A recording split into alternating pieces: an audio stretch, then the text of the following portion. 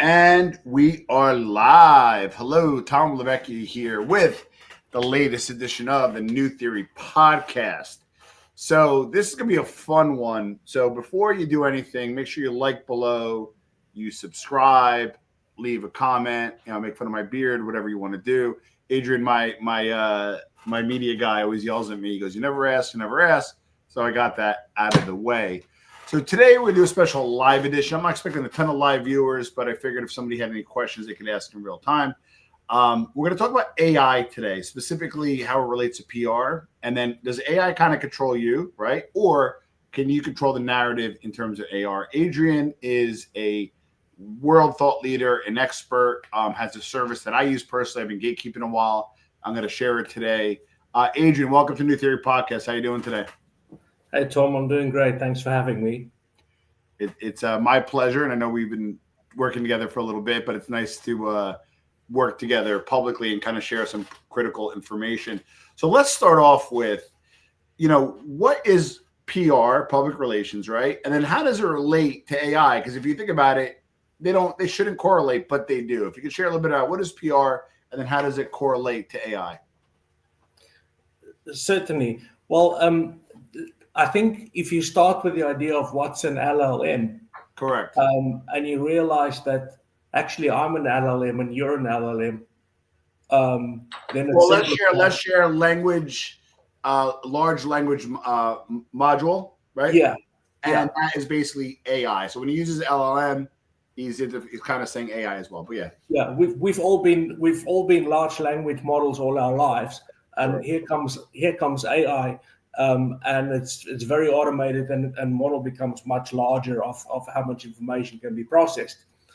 So in terms of PR, that changes quite a bit.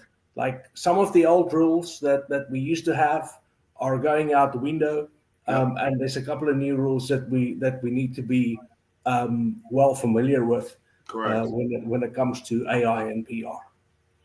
And so go ahead. Sorry, keep going. And so one of the most important things to keep in mind, there's a few of it, but really AI is not going to tell the public what you would really like it to tell the public. So it's not, you can't directly train AI and program AI to give out certain information to the public because you really think that's correct. That's correct. That's not how it's going to be. It's genuinely seeking to take what is publicly available, perhaps with a bit of a recency bias, but it's genuinely seeking to take that information and to share that with users. So that's one of the core concepts to keep in mind here. And I had a breakthrough. That's why I wanted to have this conversation, because I do public relations for some clients. I do some digital marketing for clients. I do both for clients. And we were doing like what I call a seeding campaign, where the person is truly an expert in his space for what he does, right? So it's not like it's not inappropriate, it's not a stretch, but in his space, he's one of the leaders in what he does, right? And I was looking at the LLMs, and I was like looking that there was like people that weren't really leaders. Like if you have insider knowledge, you'll know that this person doesn't do a good facelift because they have shaky hands or they have bad outcomes, or somebody at the office. So they're kind of the truth, right? But I was noticing that people were popping up that really weren't experts. So I said, well, wait a second. Let me reverse engineer, right? With some of the tools that you give us, some of the tools that we have. And we're able to reverse engineer that the person kind of had a PR engine, right? And it wasn't just simple traditional PR, the publicist, clipboard, hey, come on set. It was really online PR. And they were kind of pulling the strings on the narrative and messaging. And that was translating over to what the LLMs were doing. And that was like a eureka moment for me. And anybody watching this, like whether you're marketing, you have your own business, there's negative press about you individually. There's some bad people out there. I'm not saying to do this, but if you want to do some kind of crappy things about other people, it's kind of easier to do than you think. So my question to you is, and I noticed a recency bias. So I want to talk about that. I had a prominent client, and I said, hey, how's so-and-so on this?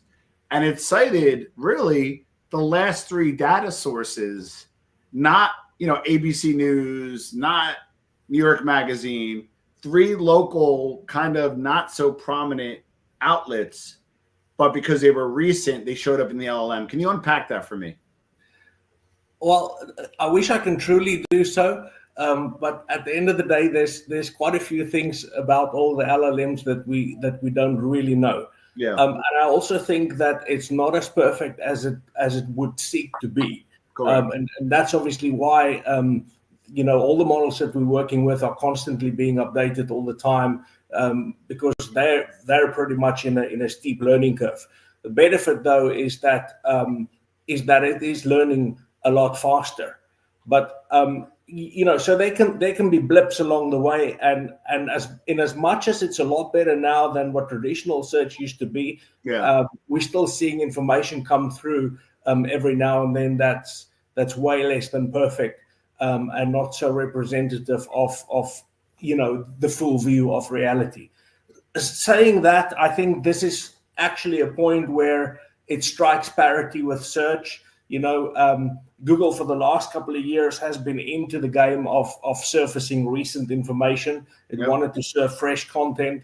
And so, that is a point where AI is hitting parity with it. Although it could be a bit unfair. For example, if you take a business that's been doing great all their lives, and they've got 100 successful cases, and the last 3 cases were not so good, and that surfaces, and then that creates an inaccurate picture of that business. But really, here's something that's really important, which is that an LLM doesn't actually crawl the web in the way that Google is doing. Okay, and this is probably the punchline of everything, because what an LLM tries to do is to correlate different entities and citations. Okay, and by entity, we don't just mean ABC News. Correct. Okay. An entity is also a very valid and very credible author name or author profile. Now, at the moment, there's a bit of imperfection. Sam Altman, I don't know if people know that, but he's also a major shareholder in Reddit. Okay, and and OpenAI gets a lot of information from Reddit, and that's a great imperfection. And that's an area where Google would be beating them, and perhaps Grok would be doing the same if it can steer clear from citing Twitter X so much, because that is close to being as imperfect as Reddit. Okay, so when we say entity, yes, it is the name of a popular outlet, but it's also the name of the author. That's structured data. And Google preceded all this when it started with EAT, which is the authority of the author that puts out certain news and information, and it gave a lot of information on how to make the technical aspects of your site aligned with that, and that preceded an LLM's ability to actually scrape this information better and to map it to proper authoritative sourcing. So really, hold on. Keep going. I have a question for you. Keep going. In a perfect world, that's where they're headed. That's where this whole thing seeks to go. But along the way, we are seeing sometimes that there's an opinion on Reddit that surfaces as fact, or an opinion on Twitter X that surfaces as fact. Okay, those sort of things. Having combed through a lot of information, those sort of things are in a minority. But when they do happen, it is not so pleasant, because it's like we're going back in time a little bit when search used to be pretty imperfect. So, all right. So I was like because you had me thinking, because I knew Sam Altman set up a deal with Reddit. I think OpenAI is paying Reddit for access, because obviously there's a debate. I have, let's say, I do have a publication. They cite something on OpenAI. They put that information up there. I'm not getting a royalty from it, right? And publishers kind of up in arms, so they're making deals with OpenAI. I think Hearst or one of the bigger companies has a deal. But what I think what's happening is I think OpenAI is actually paying Reddit to say, hey, we're going to go ahead and use your information, right? And I believe there's a financial exchange that's not disclosed because they don't have to, right? But what I noticed was in Google recent update, they increased the weight on UGC, user generated content, and now Reddit ranks well on Google as well. Why is that? So I get the Sam Altman AI tie-in, LLM tie-in, but why on Google? Well, I don't want to veer off into conspiracy theories as they say. Let's have fun. Let's have fun. But there's a lot of common ownership. There's a lot of hedge funds that are common owners of some of these big entities, and quite frankly, if Reddit gets a lot of extra traffic, why wouldn't it increase its valuation or perceived valuation with investors? So I don't know. That's one of the thoughts that's been going through my mind. Look, I mean, on the way to where this is headed, things aren't going to be super perfect. Yeah. We are going to notice a lot of these things, but on the bright side, if resources are being pooled and everybody doesn't have to fire up their own server farm, that could actually have some environmental benefits. So there could be a plus to all this. All right, I don't want to get into conspiracy, but I will. So I own New Jersey Digest. It's a New Jersey-based outlet. I was, Donald Trump talked a lot about fake news. We're not going to probably get monetized, and nobody's going to see this now. But we talk about like fake news and that kind of stuff, right? So I was like, all right, like there really kind of can't be fake news because it's there's so many outlets in New Jersey. In New Jersey, how would you control that narrative, right? So now we're independent media owned by me and my partner, New Jersey Digest, right? So our biggest competitor is NJ.com. Well, I found out it's owned by the Newhouse family, who has a piece in Reddit, right? They own Staten Island Advance. They own 26 other ones. So I was like, oh, wait a second. Like that's not New Jersey, And then I look at North Jersey News or Bergen Record. That's owned by Gannett, another conglomerate, which, as you know. So I'm sitting there. I'm like, well, wait a second. Like the New Jersey outlets, I think we're one of the truly, there's a few other smaller ones, but they're one of the truly New Jersey-based outlets based in New Jersey. So if there want to be news disseminated to 26 cities like that, they can do it within two companies. And that's scary. And then we're talking about also a little bit about, I mean, I'm weighing a little more on this because that's a hot topic for me, about how you do PR pieces or media pieces strictly to influence the LLMs. So if these two companies wanted to influence things, not just in media and Google, but they could also influence it through the LLMs, correct? Oh, absolutely. Yeah. Because Google News is actually a really prime source of information for the LLMs. And I would say that it probably takes even more precedence than things such as Reddit. Okay. And then also, you have Google Gemini that's going to snap back and take a substantial share of the market. Yeah. And Google positioning their AI results, above organic results. So yeah, totally. That those things go hand in hand. Whatever they feed into Google News, provided obviously that it has a credible author profile and not a PR kind of profile, that's going to affect the AI results. Well, I want to get into how you're an expert in that, and that's part of the reason why I had you on. But I want to start with the customer first, and as a marketer, let's look as marketers now, right? How are all these changes affecting getting clients for your clients? Okay, so obviously, we're dealing with a lot of agencies. Where about 70% of our businesses are agencies that we're dealing with. So they're always having to contend with one thing, which is internal shifts. Okay, so most big businesses retain their marketing department, but they have to make a decision. Okay, how are we going to rejuggle things, and how are we going to move the budget and our priorities? Correct. Unfortunately, there's a fair amount of marketing departments who would sometimes double down on what is wrong, thinking that AI is diluting the results, so now we have to kick it a lot harder. Okay. And you can't really blame them for doing that, because it is a little bit hard to measure some of these things. With all of the tools that we've got available today, with all of the wonderful attribution tools, it's still quite hard to measure this, because AI and Google comes here in the middle and sends you traffic. And some of them also, they're doing quite a few things. So they're not 100% sure, because they're hedging themselves by rolling out quite a few different channels. They're not quite sure which channel is giving them the kind of sweet results that they're starting to see in AI. And it's only by sharing common practice and working together a bit that we can understand.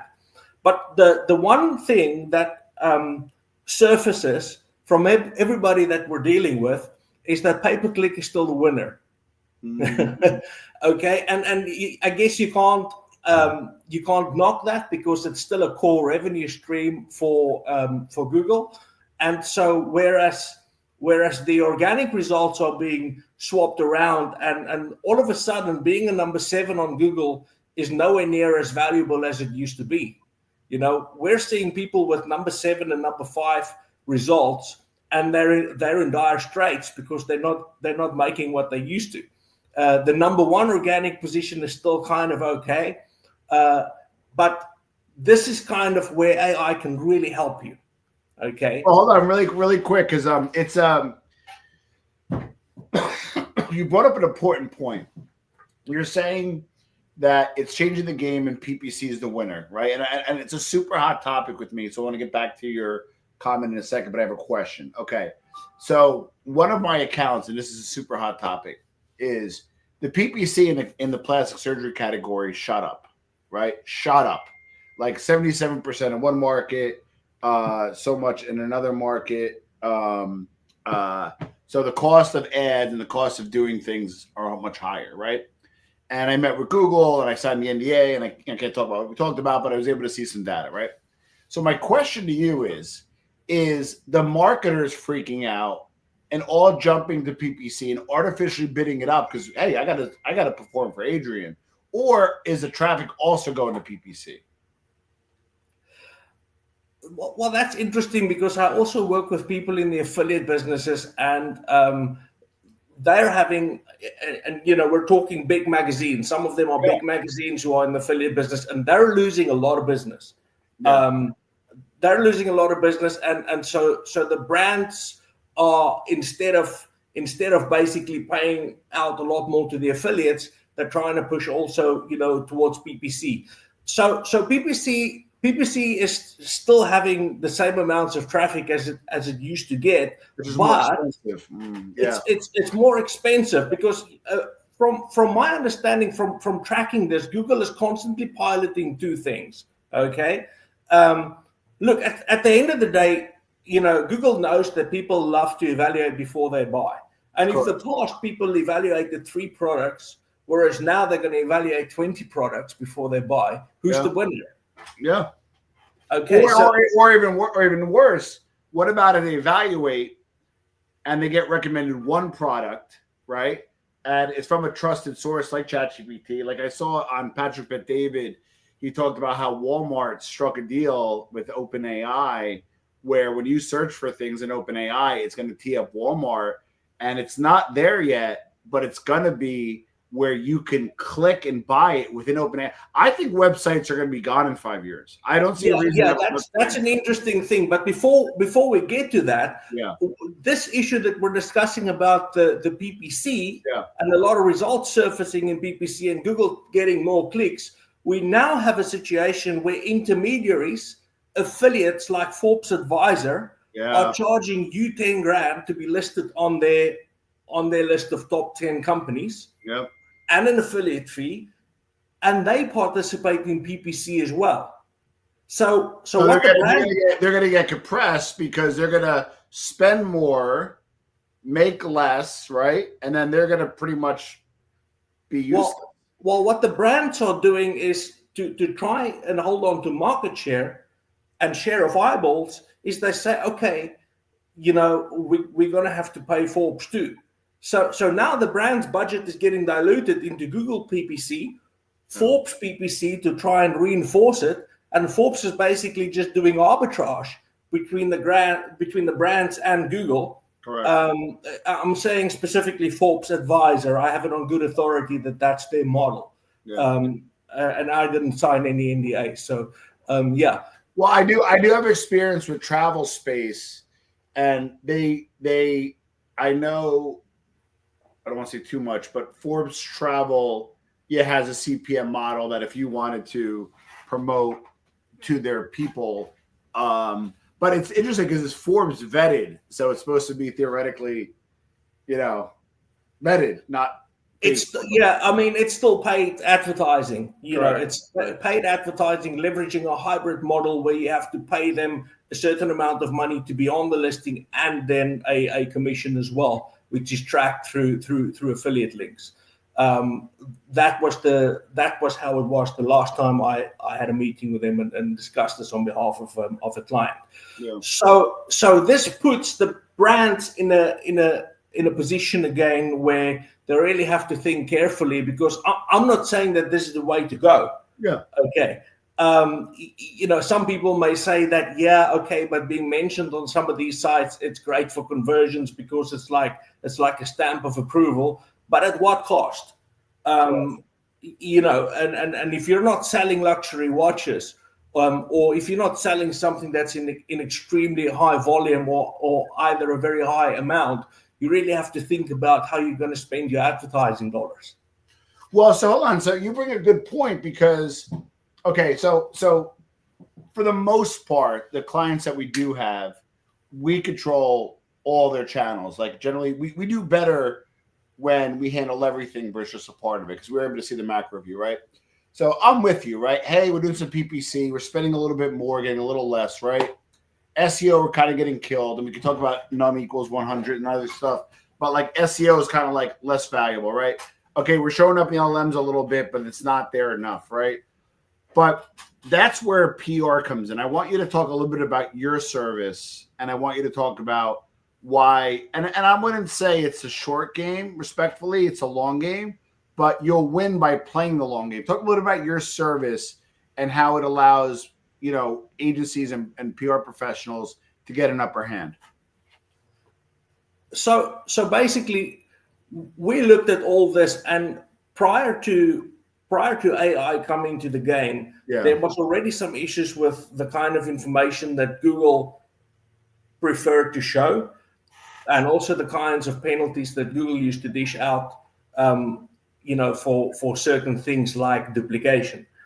And so we're back in the position. We're still in the position where we're advising people that duplication is not the answer, number one. And number two, it's not about what I say about myself as a business. It's about what others say about me. Yeah. Okay. And once you understand this part of what others say about me, and you can win at that, then you're in it for the long haul, because that's also the kind of information that AI is going to want to trust. Okay. So we basically created a platform that's moving away from this idea of duplication, and that's connecting people with real journalists, and that is also giving people their own kind of official line. So a part of the platform would give people the ability to have their own opinion pieces that would go on to Google News, but a part of it would be passing it on to others by means of what you can call a pitch. They can accept or decline it, and if they accept the story and run with it, then you have authentic mentions that's going to be out there. So that's really it. It's taking what Google has always wanted. It's taking what AI wants, and it's giving the market an opportunity to come out and present that information to the kinds of credible sources that the AIs and Google are going to want to consider. That's Interesting. really in a nutshell how it works. So let's just say you're a marketer watching this on the replay, and you're saying, okay, you know what, I need to, and let's maybe categorize this under earned media, right? I think it's fair to say. So I need more earned media. I want to kind of get involved with the LLMs. I'm noticing for my flower shop, I'm a busy flower shop. I type in best flower shops in Lyndhurst, New Jersey, and I don't even show up, right? But I want to put a program together. What time frame should you expect to see results? I know it's a long game, but what are your case studies when you start seeing that uptick? Sure. Okay, so a fair amount of this does depend on dilution in the market. So if you're in a local business and you're up against 10 other players, we're talking really soon. Yeah. If you have a nationwide business and you're up against 1,500 players, you have a bit more. You have a bit more time that you need to spend. We're talking more 4 months, 5 months before we're really starting to see the sorts of citations popping up that you need. But as you pointed out, with recency, recency can also play to your advantage here, because if a lot of the right things have been corroborated about your brand, you can surface in AI through the principle of recency a bit sooner than what we're used to. But I would say to people, get yourself an annual content calendar and be ready to start seeing some good results within 3 months. And these sort of things are not like pay-per-click, where with pay-per-click, the moment you turn it off, your results are going to stop. But if you fill the data pipeline with the right kinds of stories that are out there, that are truthfully verified about your business and your industry, there's no way to turn that off rapidly. It will keep giving you business for a long period of time. It's just that the startup of that is going to take a little bit more time. It's not an instantaneous thing like pay-per-click. So the other part is, now if you go ahead, so again, I want to simplify because there's some non-marketing professionals watching. If you're watching this long, hopefully you're engaged. But Adrian has a service that I'll put a link below, that you can publish on certain websites. Obviously, there's certain criteria, there's certain editorial guidelines, but essentially gives you an opportunity to really kind of get your name out there through like an earned media aspect. You pay a fair flat fee, and it's great for PR professionals, agency professionals, and even individuals managing their own brand, right? So, but where I guess I kind of so again, because of the nature of my business, right, and your business as well, clients want results, right? Wants results. So if it takes 3, 4, 5 months to kick in, right? Is there an argument also that the backlinking to SEO traditional engines matter as well, and that may kick in? Or are you like, no, you know what? Like backlinks are old news, or are you still an SEO backlink guy? Tell me a little bit about that. Backlinks are still important. Yeah, I agree. They're still playing a role, and I mean, I regret to say that. I wish I could tell everybody stop building links. I would have liked to tell them that 10 years ago, but it's a lack of sophistication on Google's end that we still have to be doing that. Okay, but saying that, this is really important. Okay, you want to have a few unlinked mentions too. Okay, because both AI and Google is at the same time as unsophisticated as Google is with the links. Yeah. It is also sophisticated enough to understand that your brand has been spoken about when there's no link to your brand.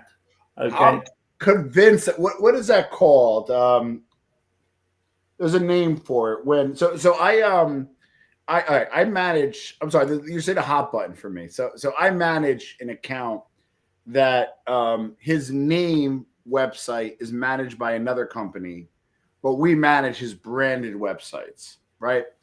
And we were noticing that, like, if we would lend a PR piece, they would naturally link to his main site, not to our sites, or they would mention him, but not put link to any sites. And I was convinced that mention had value. So can you deep dive into that? Because you hit like I've been battling this for years with other SEO guys. Well, all I can say is that I've seen the same results as you've seen, okay, across a high number of accounts.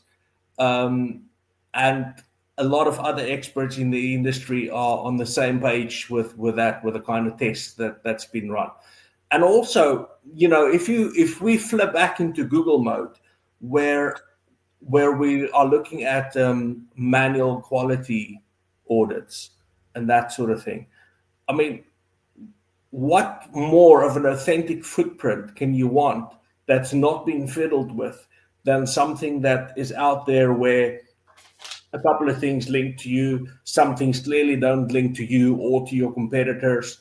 So, I don't think there's any better proof of something that's organic and not fiddled with than that sort of result on the web. So I think it's trusted, basically. Well, let me ask you this, because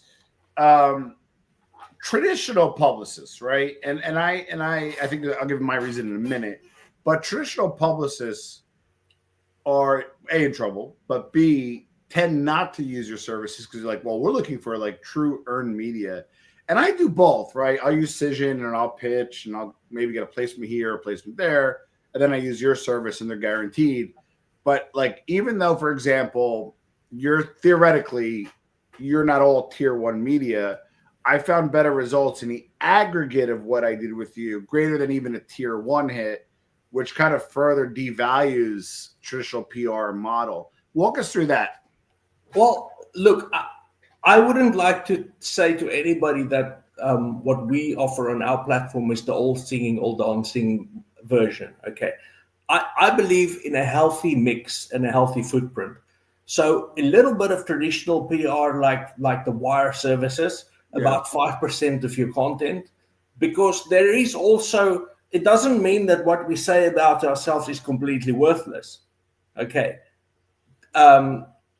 Information systems like Google and the AI still want to know what the company said about themselves. And so a traditional PR is very useful for that, as useful as the About Us part on your website is going to be. Okay. So you still want that. And at the end of the day, it's all part of a healthy footprint.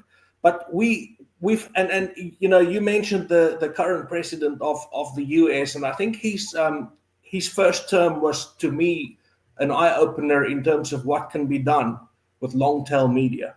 Okay, anybody who thinks that their special relationships with a handful of big media is going to be a make or break moment for their competitors are gravely mistaken. Yeah. Because what you can do now through long tail media and through a longer list of smaller media entities, it shouldn't be underestimated. You can move mountains that way, and that's kind of leveled the playing fields for a lot of small businesses.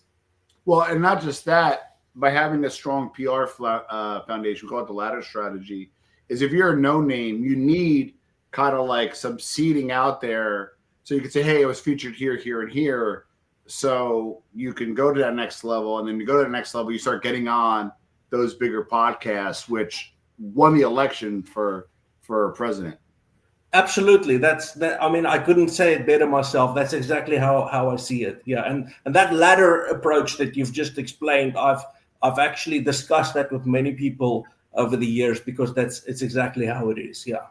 I've been meaning to ask you. So when you look at his site, again, we'll put a link, you're always expanding your number of sites available. How are you able to do that? I've always wanted to ask you. I'm like, wait a second, you have like 5 new sites without sharing your secret sauce. How do you do it? I was fascinated by that. Yeah, well, look, I mean, we're constantly talking to a lot of folks about expanding our network and getting collaborative partners and just growing our relationships with people in the industry. I think one of my kind of ideas in our business was, if you look at what Amazon has done, how they started, they picked up the long tail of tinier products that nobody wanted, and now they're bigger than the markets they competed with. I look at kind of what you would call smaller media entities like us. I look at us combined as far outweighing the Murdochs and everybody in this world. And information systems and structures are moving in that direction, that it would be giving that enough weight. I know when we look at how Reddit and X, basically the billionaires, how they are running things, that it looks almost as if there's a bit of a countercurrent to it. But at the end of the day, there's one thing going for this, which is that if AI is truth-seeking, then it's going to have to do the work and find the truth from many sources. Well, that's where you come in. Have you ever kind of a thought that entered my head, and we should chat offline?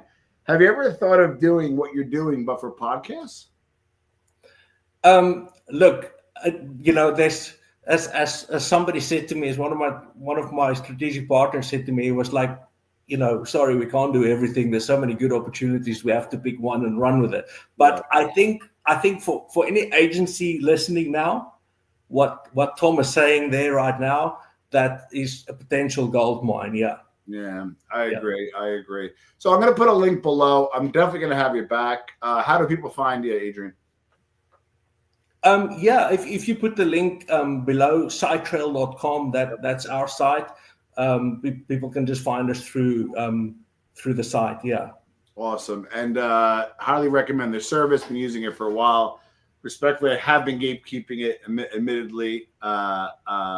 But even for your individual people, you got a flower shop, you got a small business, listen, like, I would love for you to hire me, and I'll mark up what, Adrian's charging me, but you can do it yourself. And maybe, again, as we expand the content, if there's an interest, do some workshops on that. So I would say start with Tom. Start with Tom. He can put you on the right track. Do a few months with Tom, and then come over to us once he trained you up in how to run with a good content calendar and all the basics. I love it, Adrian. Thanks so much, and I'll see you next time on the New Theory podcast. Thanks so much. Great, thank you, Tom.